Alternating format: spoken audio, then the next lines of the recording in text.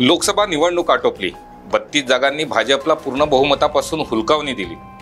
240 जागांवर समाधान मानावं लागलं। पंतप्रधान पदाचा चेहरा आता तरी बदलेल असं वाटत असताना पंतप्रधान पदाची माळ पुन्हा एकदा नरेंद्र मोदी यांच्या गळ्यात पडली।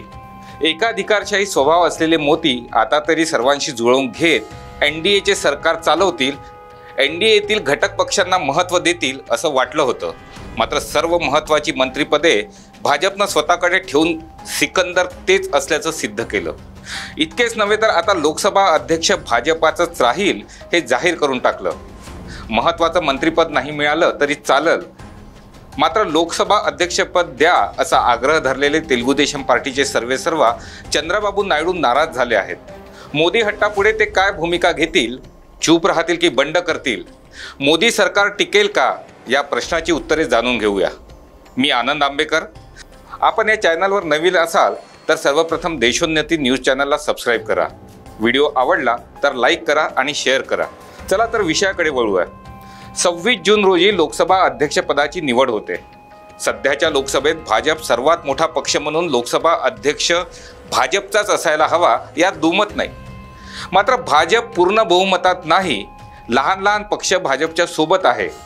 जनता दल युनायटेड आणि तेलुगू देशम पार्टी या पक्षांचाही समावेश असलेले एनडीए सध्या सत्तेत आहे, हे वास्तव आहे। सन 2014 आणि 2019 मध्ये एनडीए जरी अस्तित्वात असले तरी भाजप या एकट्या पक्षाला पूर्ण बहुमत होतं। त्यामुळे भाजप पर्यायाने पंतप्रधान नरेंद्र मोदी म्हणतील ती पूर्व दिशा असं चित्र होतं। भाजपने जे निर्णय घेतले ते अंतिम असायचे। यातूनच मोदी सरकार हा शब्दही रूढ झाला। अगदी सन 2024च्या निवडणूक प्रचारापर्यंत मोदी या एका शब्दाला स्थान होते। मोदी की गॅरंटी हा भाजपच्या जाहीरनाम्याचा आत्मा होता। मोदींच्या चेहऱ्यावर निवडणूक लढली गेली। कदाचित हा अतिरेक झाला असावा, म्हणून की काय 370चे स्वप्न बघणाऱ्या भाजपला केवळ 240वर समाधान मानावं लागलं।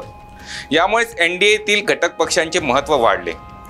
कुबड्यावर असलेला भाजप सामंजस्याची भूमिका घेईल असं वाटत असताना सारी महत्त्वाची मंत्रिपदे भाजपनं खिशात घातली। आता काल राजनाथ सिंग यांच्या घरी झालेल्या बैठकीत लोकसभा अध्यक्ष भाजपचाच होणार असं भाजपनं जाहीर करून टाकलं। यामुळे चंद्राबाबू नायडू यांची झोप उडाली। भाजपची ही भूमिका एनडीएमध्ये विष कालवेल की सर्व ऑलबेल राहील याच्या चर्चा आता सुरू झाल्या आहेत।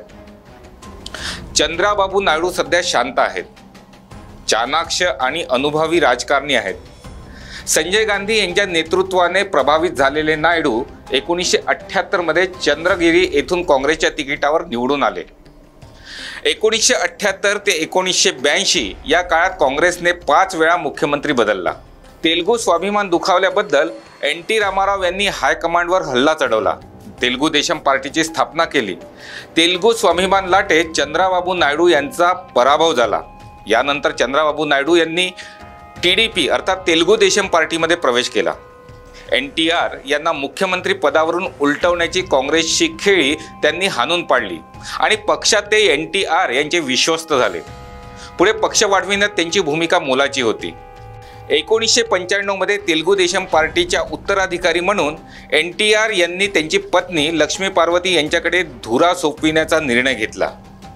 या निर्णयाला चंद्राबाबू नायडू यांनी विरोध केला। चंद्राबाबू नायडू यांनी पक्षांतर्गत सत्तांतर घडवून आणलं।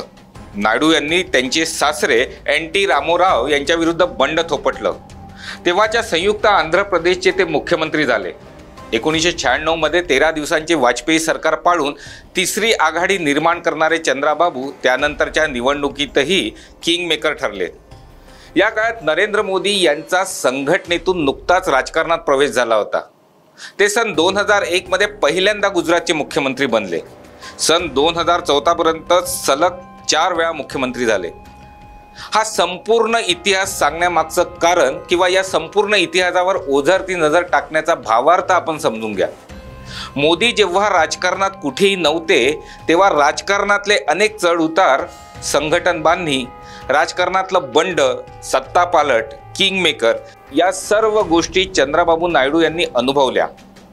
नायडू यांच्याकडे विकासाचे विजन आहे। राज्याला IT क्षेत्रात अग्रेसर करण्यात त्यांचा वाटा प्रचंड मोठा आहे। सुशासन, उत्तम आणि कार्यशील प्रशासन ही चंद्राबाबू नायडू यांची देण आहे। यावर्षीच्या लोकसभेत ते पुन्हा एकदा किंगमेकर म्हणून समोर आले। मोदी यांची पंतप्रधान म्हणून निवड होण्यापूर्वी अनेक आडाखे बांधण्यात आले, मात्र चंद्राबाबूंनी सारेच आडाखे मोडीत काढत मोदीजींना पाठिंबा दर्शविला।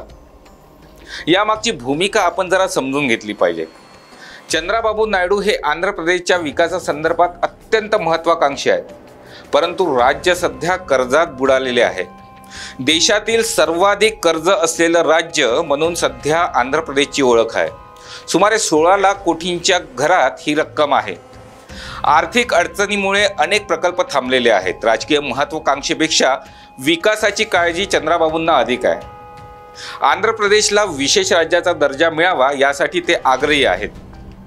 निधी मिळविण्यासाठी आणि विशेष राज्याचा दर्जा प्राप्त करून घ्यायचा असेल तर भाजपवर दबाव असणे आवश्यक आहे। 1-2 कुठलंही कॅबिनेट मंत्रीपद असेल तर निश्चितच हा दबाव निर्माण होऊ शकणार नाही। सत्तेवर अथवा विरोधकांवर नियंत्रण ठेवण्यासाठी लोकसभा अध्यक्षांची भूमिका अत्यंत महत्त्वाची असते। तेलुगू देशम पार्टीचा उमेदवार जर अध्यक्ष म्हणून राहिला तर चंद्राबाबू नायडू यांना राज्यासाठी हवे ते करून घेता येईल। त्यांच्या विकास योजनांना सरकारकडून बूस्टर डोस मिळवून घेता येईल। परंतु चंद्राबाबूंच्या या सर्व हेतूंवर भाजपने काल पाणी फेरलं। लोकसभा अध्यक्षपद भाजपकडे राहील अशी घोषणाच करून एनडीएचं सरकार असतानाही पुन्हा एकाधिकारशाहीवर शिक्कामोर्तब केलं। अध्यक्षपद आपल्याकडे ठेवण्यामागे भाजपची मोठी खेळी असू शकते असा एक सूर उमटत आहे। महाराष्ट्र आणि बिहारमध्ये भाजपने मुख्यमंत्री सहयोगी पक्षाचा केला असला तरी विधानसभा अध्यक्षपद स्वतःकडे ठेवलं। अध्यक्षपदाच्या जोरावर महाराष्ट्रात भाजपनं काय काय केलं हे साऱ्यांनाच ठाऊक आहे। सर्वोच्च न्यायालयानं घडलेल्या सर्व प्रकाराची दखल घेत महाराष्ट्र विधानसभा अध्यक्षांचे कान टोचले होते, हे उभ्या देशानं अनुभवलं। अध्यक्ष संपूर्ण सत्तेवर नव्हे तर विरोधकांवर कसा कंट्रोल ठेवू शकतो याचं उदाहरण भाजपनं भारतीय राजकारणात घालून दिलं। हाच प्रयोग आता केंद्राच्या राजकारणात करण्याचे मनसुबे भाजप बाळगून तर नाही ना, असा प्रश्न या निमित्तानं उपस्थित झाला आहे। त्याला कारणही तसंच आहे। भाजपचे 240 खासदार आहेत। छोटे छोटे पक्ष फोडून 32 खासदार जुळवायचे आणि पक्ष म्हणून पूर्णपणे बहुमतात यायचं, हा डाव लोकसभा अध्यक्षांच्या मदतीने तडीस नेण्याचा भाजपचा प्रयत्न असल्याची कुजबूज आहे। कदाचित हे खरे असेलही आणि म्हणूनच हा सारीपाट मांडणं सुरू आहे। हा डाव कदाचित चंद्राबाबू नायडू ओळखून असतीलही, मात्र आंध्रचा विकास हा एकमेव अजेंडा त्यांच्या डोक्यात असल्यानं ते सावध पवित्रा घेत आहेत। हा अनुभवानं राजकारणात ते मोदींपेक्षा ज्येष्ठ आहेत।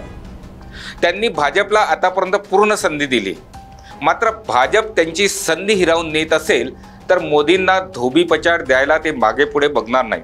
दिवस दूर नाही, विरोधकही शिकारीसाठी आकडा टाकून बसले आहेत। 22 तारखेनंतर सारे स्पष्ट होईल। बघूया हा सारीपाट कोण कोणावर मात करेल ते। धन्यवाद।